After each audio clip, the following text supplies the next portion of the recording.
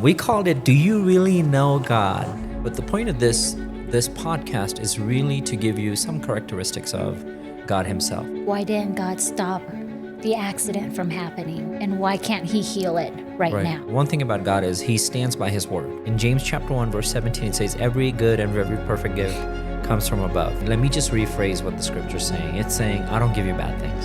I was thinking, he died for everyone on earth except me. If you believe a lie, or if you have some misconception about a truth, it will prevent you from... Hi everybody, welcome to the Pillay Place. My name's Rahul and this is my beautiful wife Van.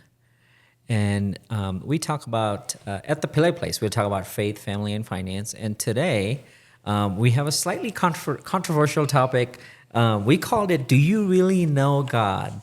But the point of this part, and this is a two-part series, and this is a part one and then a part two, but the point of this podcast is really to give you some characteristics of God himself.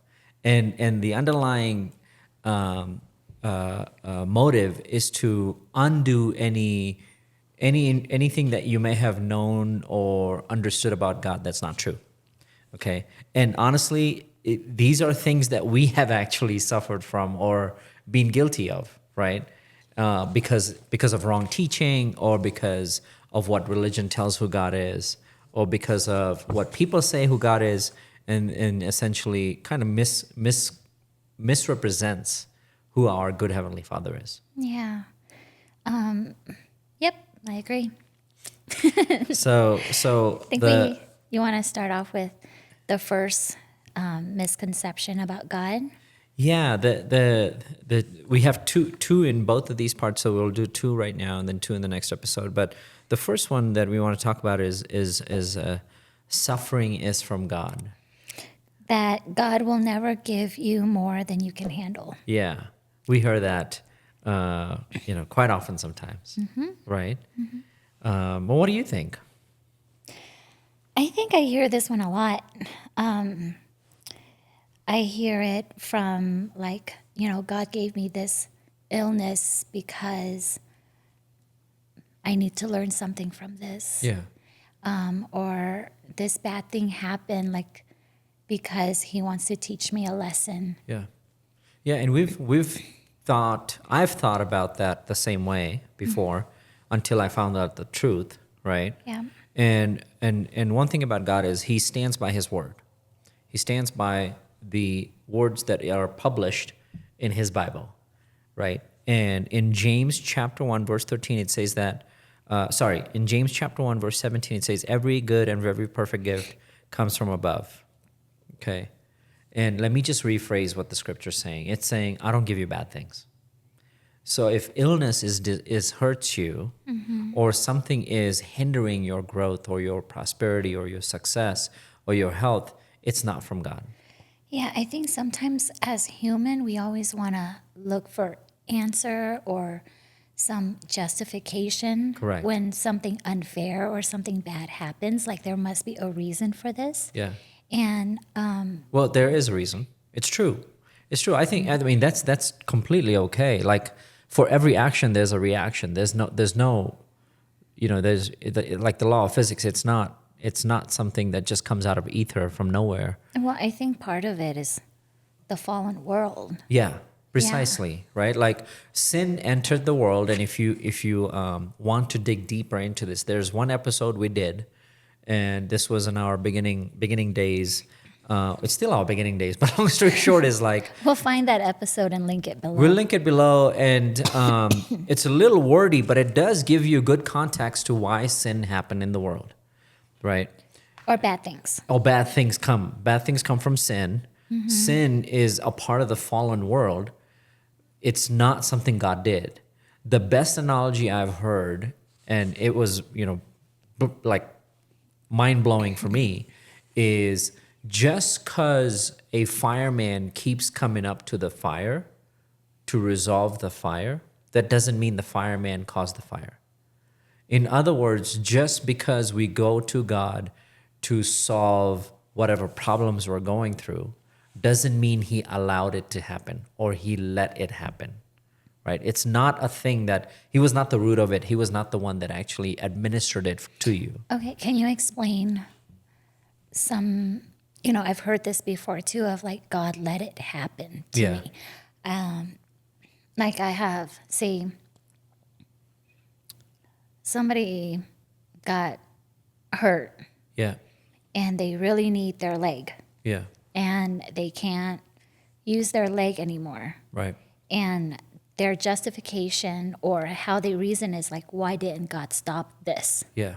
Why didn't God stop the accident from happening? Yeah. And why can't he heal it right Right. now? Right. And it's again, I would highly encourage you to listen to our episode on why does evil happen. I think that's what we called it, and we'll link it to this video. But the best and easiest and simplest explanation is because we live in a fallen world. Okay. And in a fallen world, remember, the ruler is not God. He gave earth to us. So we have authority. If he could stop it, that would actually prevent free will, Yeah. right? We wouldn't have a choice in this matter. If that's the case, then let God do whatever. Let him bring my pizza to me and I'll just eat it if I have the choice to eat it, right? Like it sounds crazy when you break it down that way, but reality is that's kind of what we're saying. If you're thinking that God let these things happen. And I like what you said about earlier, we as human beings tend to look for reasoning, which I think is good, but sometimes you have to look a little deeper to make sure that you have the full truth.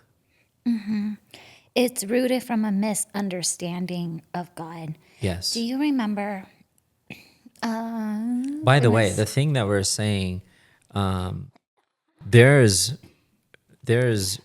different groups. There's like different churches that completely would disagree. Your face is funny. My face is funny because I'm imagining all the hate comments that are going to come in with the few subscribers that we have today.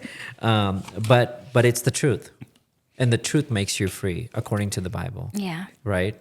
And reality is that I believed that way as well. The only difference is we just kept asking. And we've had these episodes where Abraham's like, just keep asking, where is this promise you gave me? What is the truth? I want to know the truth, the full truth, and nothing but the truth. And as you grow with God, as you learn and you mature in understanding of who he is, you'll realize that he is very true to his word, which means if he says only good things is what I give, that's what it means. He gives only good things. Bad things are not from him. Yeah. Do you remember how long ago? Maybe 5 years ago? I had to take this exam. And Oh, do I remember? Yes. I'm sorry. I mean, it's bad when we would drive by the test center here and his heart is beating super fast. Well, it's funny. I had to take a test recently, and I went all the way to Denver. So I had to take this board exam, and I consider myself as, if I study hard and if I am working hard towards something, I can pass things. Right, I can pass a test, but this exam really, it took me to a place I didn't think I would be able to get out of it. Yeah. And so, feeling very confident, I took the test, and it's a 4-hour test. And if I fail the test, I have to wait 4 months to retake it. And I failed that thing. And it hurt. I think I was 2 points away. It's also a very humbling experience. It is. It's a very humbling experience. I mean, I don't think I was humble at that time. I think I was. We know. I think I was mad. You were in Bible college, and my heart got hardened. Yeah. I had all these thoughts. Wait. Sorry. What do you mean by my heart got hardened? What does that mean? What does that look like? Because that's important. Well, I remember you coming back from school and you would share these amazing revelations about God and how good He is and how much He loves us. And I was thinking, He died for everyone on earth except me because I did something wrong. Yeah, you said that. Yeah. And I couldn't receive anything Yeah. I was like, that sounds good, but that's just not for me. So can we pause real quick? Sure. Because I want to recap something here. Is that unfortunately, the author of lies is the devil himself. In John chapter 10, verse 10, Jesus clearly states that the devil comes to steal, kill, and destroy, right? And he doesn't have a power to actually do anything without just lying about it. Yeah. Right? So he lies to us about it, and we have a misconception about what the truth is. Okay. But what Van is pointing to is the hardening of the heart. What that really means is if you believe a lie, or if you have some misconception about a truth, it will prevent you from a lot of success, a lot of prosperity in a certain topic, area, or field, because you're simply blocking it out because of the misconception that you're believing. Yeah, I misunderstood who God really is. Yeah, I'll just give an example real quick. If you think that a sickness comes from God because He's allowing it because He, for whatever reason, then you will never receive healing from God. Yeah, because And if He was the one that caused it. Yeah, and it's very contrary if you really think about it. He's the one that allowed it, and then He's the one that wants to heal it. Like, that sounds very contradictory. Yeah, it's like me telling the kids to go out in the street, get hit by a car, and then So that I can save you? So then I can save you. Yeah. It's a drastic example, but that's not who He is. No, that's not who He is.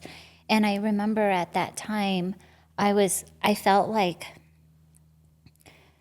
the words that you were sharing with me, I couldn't receive it, and my thoughts were here were the lies. Okay, if God really wants me to do this, then why didn't He make it happen?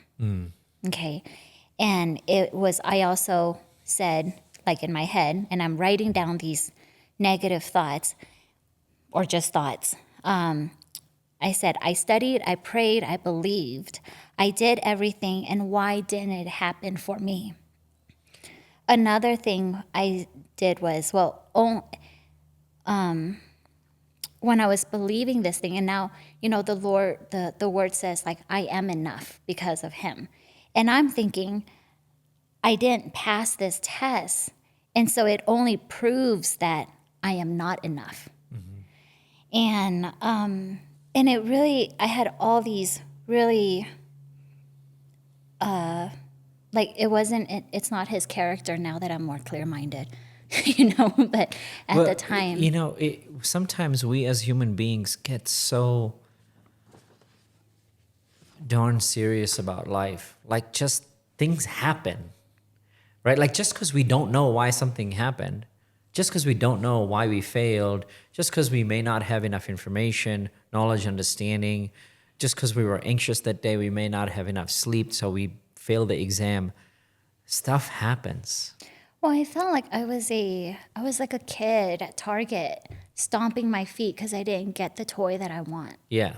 Like I was. Which doesn't mean He didn't have a toy for you. Yeah, it didn't. Yeah. But it really hurt. Yeah. Yeah. Well, we've also one, suffering is not from God. But the second piece that we already started getting into is, did God allow this to happen? That's in other words, one of the misconceptions that a lot of folks have is, if God intends for something to happen, it will happen. Nothing can successfully stop or veto His ultimate plan, right? And that's a misconception, because the simplest explanation I can give you is that would avert free will. We would not have a choice in the matter, and that's not true. We have the choice. We can wake up in the morning and brush our teeth. It's not that God made it happen. We have a choice. Just choose not to do it one day. You'll see what happens. Right? Yeah, you are. How do you explain about Job? That's a great question. So Well, can you tell them a little bit about Job and yeah, who so Job is? Job is a book in the Bible about a guy named Job, Job, and yeah, get a job. but Job is a story about a lot of suffering. This guy had a lot of suffering, and essentially the text claims for the first 41 chapters of Job that this is all suffering that God gave me, just so that He would have the ultimate glory, is the reasoning. It's blaming God. It was blaming God. Like when back to that stupid test that exam that I had to take, right? I was blaming God. Why didn't you do this? Why didn't you help me? Why didn't I pass? Yes. I didn't take any responsibility Right. for maybe I just slacked off on studying, Right. or for whatever reason it is, but I didn't take my part, my role, my responsibility. I blamed it all on him.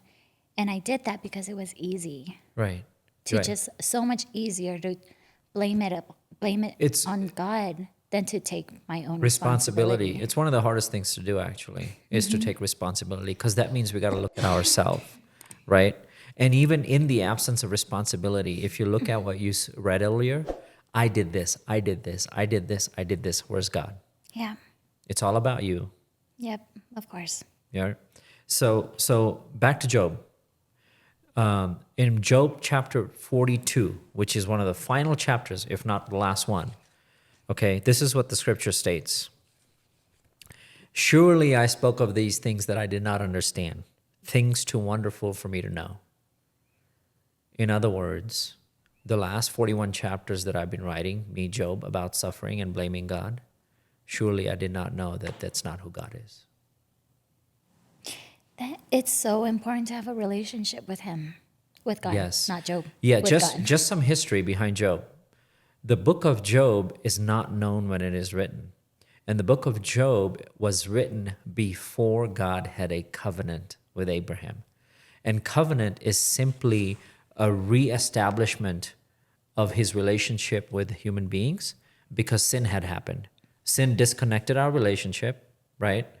And then he's reestablishing that relationship, and he gets to a generation he starts at Noah and then goes to Abraham. But more importantly, Job happened before that. Even though Why is the timing important? the timing is important, because his understanding, you don't have an understanding of God until God actually initiates this relationship.